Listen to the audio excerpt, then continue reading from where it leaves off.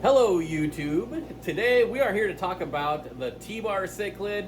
I've never kept this before. I have. Chelsea has turned me onto them, and now you're going to learn all about them because they're really cool. So here they are. We got them in a 40 breeder, and tell us all about them. Okay, so these guys are Amatitlania Sajica. They used to be Cryptic Heroes Sajica, but in the last few years they were reclassified. They are a Central American cichlid, and they're really closely related to the convict cichlid. So you can see they have a really similar shape and they get about the same size. Males usually stay right around 4.5, 5 inches, and females are usually right around 3.5. So another great thing about these guys is they are very easy to sex. So the females are going to have the yellow rimmed fins, and they're going to be a lot shorter and more round. So that's our female right there. And then the males, which we actually have 3 of, are going to have red rimmed fins, and they're going to be a lot more extended, a little bit longer towards the back. They're not as aggressive as their cousins. They're much more chill. The only time I'd say they get really aggressive would be during spawning. Spawning, you really have to keep an eye on the males because they will go after the females, and if you don't have a really, like a nice compatible pair, it can be a problem. So you got to keep an eye on them, but other than that, they're really nice to other fish. They're great for community tanks.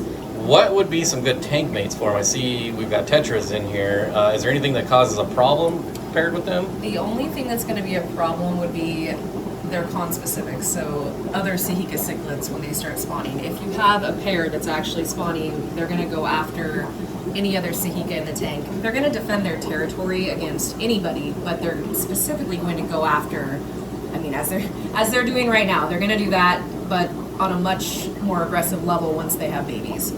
They do really well with tetras, so you can keep them like we have them with the Hyphesibrai conwadi and the palmeri. So they're just fine with them. The black emperor tetra. Looking real nice. Yeah, they're fine with them. They don't mind. And you can keep them with similarly sized cichlids as long as you're not keeping a mated pair. If you have a male in a tank, if you have a female in a tank, they are completely fine with like electric blue acara, a lot of geophagus. Perfectly fine. So similarly sized cichlids do really well. I kept a male in a community tank for years and never had any problems at all. Is there anything we should watch out for? Any common problems with these fish? They're really hardy. I have never, even better. I haven't noticed any issues with them. Like a lot of other centrals, there's not a lot of issues. No huge problems, no huge health concerns, and they're not quite as prolific of breeders as like every other Central American cichlid, so that's very nice. I actually would How large are their spawns? So I believe they're not quite as large as like what you would see from a convict, but they're still like 150, around that. Wow. Yeah, so big, definitely big spawns, but nothing like, I mean, I had rainbow cichlids and that would have 300 babies at a time. It was overwhelming and ridiculous. So nothing like that, and I haven't noticed the spawning to be as frequent as other centrals, which is nice. And obviously they're diggers, which is why all the plants Yes. are floating. They are big time diggers. 3 days ago, this tank looked really, really nice. Not that it doesn't look nice now, but they have every single corner has been dug out of this tank, and that has been very quick work by them. But it's fine by me as long as they're going to start spawning, but we're probably going to have to remove the other 2 males because, like I said, you can see on the other 2 smaller males, their fins are already nipped. They've been getting it since we switched them over to this tank because these guys are establishing territory. So that is what you need to watch out for. Yeah, and to touch up on what you said before, you can see none of the other fish have nipped fins. No, they ignore everybody else. And the nice thing is you can keep them with quicker moving fish because they actually come from rapids, or excuse me, not rapids, but faster flow. Not quite rapids, but they definitely have a lot of flow where they're from. So the other fish around them are quick moving. So how quick these palmeri and the wadi are, that's perfect for the Sajicas. They don't even think twice about it. As far as parameters go, these guys are super easy. Temps can be anywhere from like 70 to 80, and pH 6 to 7, 7.5. They adapt really easily, so if you have, you know, fluctuations within that range, that's totally fine. They'll adapt and be very happy.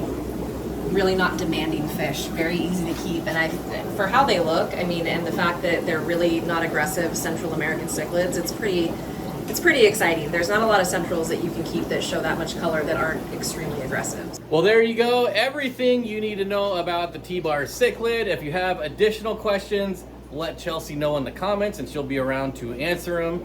And thanks so much for telling us about these fish. And if you're interested in getting some of these fish, we do have discount codes at dansfish.com and wetspot.tropicalfish.com. Those links and everything will be down below. And otherwise, stay tuned. Subscribe if you're not. We got a fish room tour coming out pretty soon, which will be fun. And until then, I'll see you on the next one. Go buy fish, people. Go buy fish.